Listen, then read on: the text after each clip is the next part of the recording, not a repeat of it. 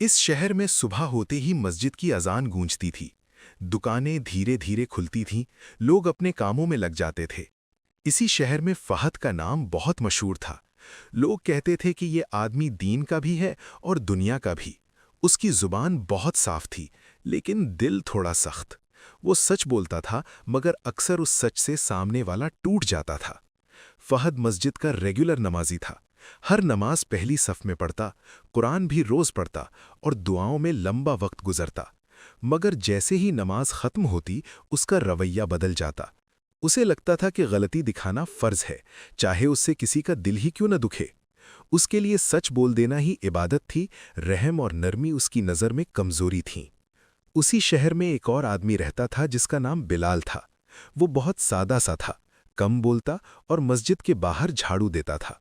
वुज़ू खाने को साफ करता, जूते सीधे करता और खामोशी से अपना काम करता रहता। लोग अक्सर हंसकर कहते कि ये भी कोई काम है, और कुछ लोग जानबूझकर उसके सामने कचरा भी गिरा देते। बिलाल कुछ नहीं कहता, बस झाड़ू उठाता और हल्की सी मुस्कुराहट के साथ सफाई करता रहता, जैसे उसे किसी से शिकवा ही ना हो। एक दिन मस्जिद में अनाउंसमेंट हुई कि कल बाद नमाज एक छोटी सी मजलिस होगी। अगले दिन जब लोग जमा हुए तो इमाम ने एक सवाल पूछा कि अल्लाह के नज़दीक बेहतर कौन है, वो जो ज़्यादा बोलता है या वो जो ज़्यादा बर्दाश्त करता है। मस्जिद में सन्नाटा छा गया। हर शख्स अपने अपने अंदाज से सवाल का जवाब सोचने लगा। इमाम ने सिर्फ इतना कहा कि कल इसका जवाब मिलेगा। उस रात फहद ने अजीब सा ख्वाब देखा। उसने देखा कि वो एक रोशन कमरे में खड़ा है जहां सिर्फ एक दरवाज़ा है। दरवाजे पर लिखा होता है कि ये सच बोलने वालों के लिए है। फहद खुशी से आगे बढ़ता है, लेकिन अंदर एक और दरवाज़ा होता है जिस पर लिखा होता है कि ये दिल ना तोड़ने वालों के लिए है।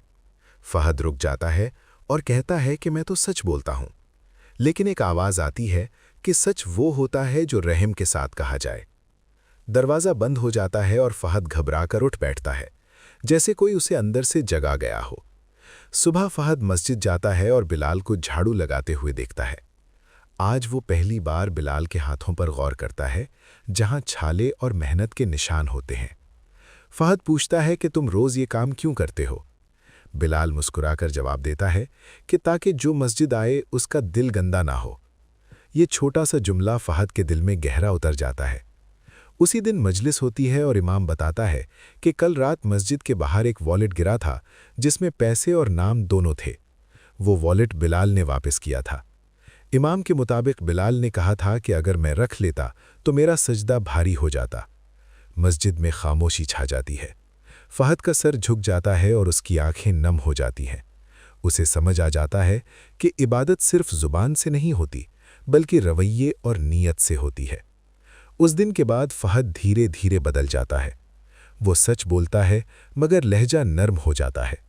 गलती देखता है, मगर पर्दा करता है। लोग महसूस करते हैं कि फहद पहले भी ठीक था, लेकिन अब उसके पास सुकून है।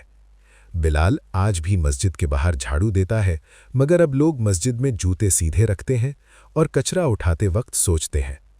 इसलिए नहीं कि बिलाल देख रहा होता है, बल्कि इसलिए कि उन्होंने समझ लिया होता है कि दीन सिर्फ बोलने का नाम नहीं। और शहर के बुजुर्ग अक्सर कहते हैं कि इस मस्जिद ने सिर्फ नमाजी नहीं बदले, दिल भी बदले हैं। क्योंकि अल्लाह के नज़दीक सबसे बुलंद इबादत ना तो लंबी बातें हैं और ना सख्ती भरे अल्फाज, बल्कि वो रहम है जो चुपचाप दूसरों के लिए आसानी पैदा कर दे।